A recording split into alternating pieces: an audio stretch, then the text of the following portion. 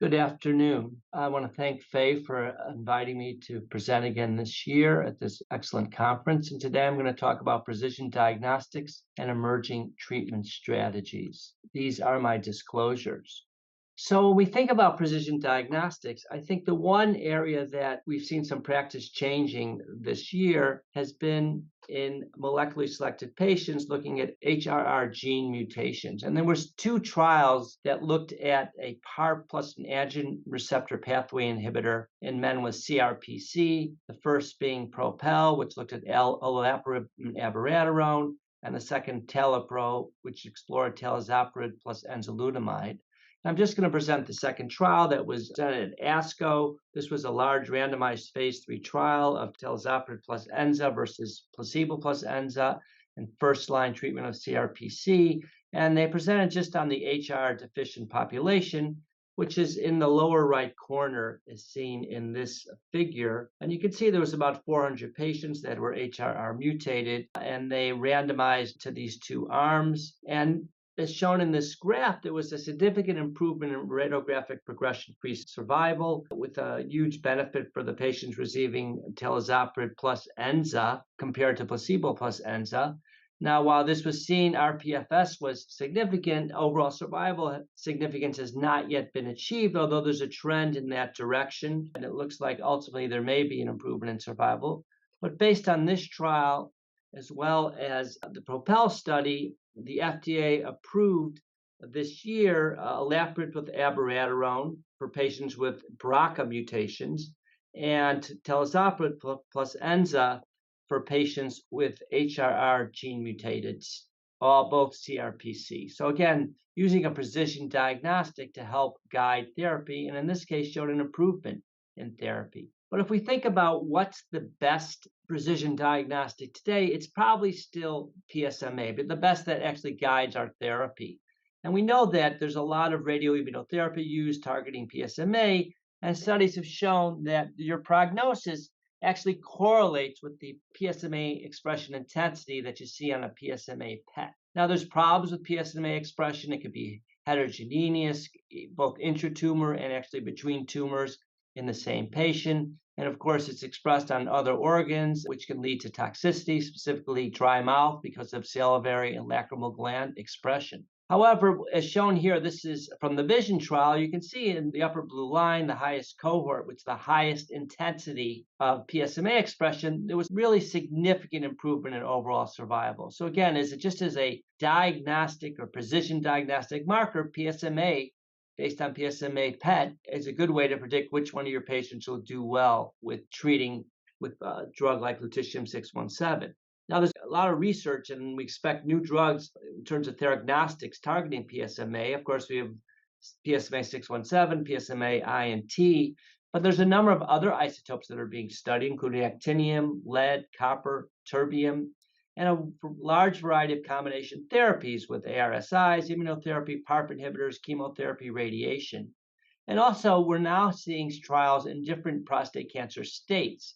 As shown here in this graph, you can see that patients are being treated neoadjuvantly with radiolabeled immunotherapy, hormone-sensitive prostate cancer, including first line, and then metastatic CRPC, both before and after chemotherapy. And there's a lot of combination trials that are currently ongoing. This just gives you a list of some of these studies. I want to focus on PSMA addition. This was an international trial led by my colleague Scott Tagawa, which looked at 6 cycles of lutetium PSMA-617 plus standard of care, typically an ARSI plus ADT versus the standard of care alone. And that trial may indeed change what will become the standard of care when it's reported out in a few years. There's a number of studies in CRPC. You can see here, a lot of them with 617, but also other drugs are being used. I want to highlight one that's being done at Cornell with actinium using J591, which is Neil Bander's antibody to PSMA. This was a phase 1 trial that we completed. It's now in the Journal of Clinical Oncology. It's in press, and you can see that in this phase 1 study, we saw a lot of benefit in terms of PSMA responses as well as CTC responses by cell search. with a moderate toxicity, but this will be going on to a phase 2 study ultimately using actinium. Another trial is a combination of this antibody with lutetium PSMA INT. So you're using two different isotopes and a ligand and an antibody to target PSMA. This was reported this recent ASCO, and 94% of patients experience a PSA decline. And again, we see good CTC conversion, and we hope to bring this forward also to a phase 2 trial ultimately. Another study that was presented, which was provocative, again at this past ASCO, was lutetium PSMA 617 plus olaparib, and this is in all patients with CRPC, wasn't molecularly selected. And you can see multiple cohorts, different doses in this phase 1 trial along many different dose levels and different combinations. And again, very interesting results in terms of how patients responded, in terms of PSA responses, and in terms of even the swimmer's plots for long response. So something, again, these combinations, we expect more of them in more advanced trials, which may lead to new combinations used in the clinic.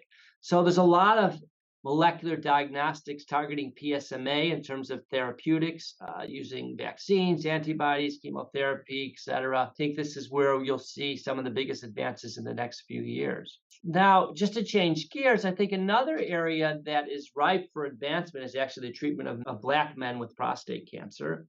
We know that Black men have twice the incidence and mortality from prostate cancer, and some of it's related to access to care, but also there's more and more data suggesting a distinct biology.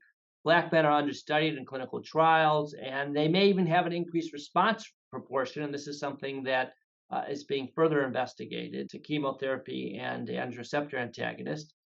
But when we look at it genomically, they're highly understudied with fewer than 20 whole genomes of African American men being published. When we look at the molecular differences in terms of targeted sequencing, and you can see here from a trial a few years ago, but these data have stood the test of time. There are some differences, ERG rearrangements, P10 deletions, SPOP mutations, et cetera, but there really is nothing therapeutic, meaning that you can't use any of this data to think you could treat Black men differently based on genomics or targeted sequencing, at least. There was a recent publication in Nature looking at whole genome sequencings of African men. These are not African American men. These are men living in Africa, mostly Black, but also some white Caucasians from Australia as a comparator. And there was a lot of interesting observation, including an elevated tumor mutational burden, which suggests maybe therapeutics with something like immunotherapy, increased percentage of genomic alterations, greater number of predicted damaging mutations, higher total mutational signatures, and different driver genes that were seen in Caucasians. This is just one figure from that study. You can see there's a lot of structural variations in these African men with prostate cancer. Again, this is in their tumors. So we really need to explore the African American or Black men of African ancestry in the US to get an idea of, in terms of their whole genome sequencing. And so we've put together at Cornell a consortium of looking at Black prostate cancers, both primaries and metastases. We've sequenced close to 80 whole genomes of African American men and compared them to European ancestry cohort. And we've identified a number of differences. This data is unpublished, led by my colleague Jones Nassif, and the manuscript is currently in review. But we feel that the data will suggest new therapeutic approaches to treating Black men with prostate cancer. The whole genome sequencing can give us something that we don't really know in terms of how to treat patients. I think this is going to be a precision diagnostic going forward. So just to summarize, in terms of precision diagnostic and therapeutics, I think PSMA targeting and using PSMA as the diagnostic and now even as a target for therapeutics is really where we're going to be going in the next few years. Dr. Petrolak presented on antibody drug conjugates, and you can see some of them here that are being studied. He presented some of these. And finally, I think whole genome sequencing will provide us with some new avenues for developing new therapeutics for men. Thank you.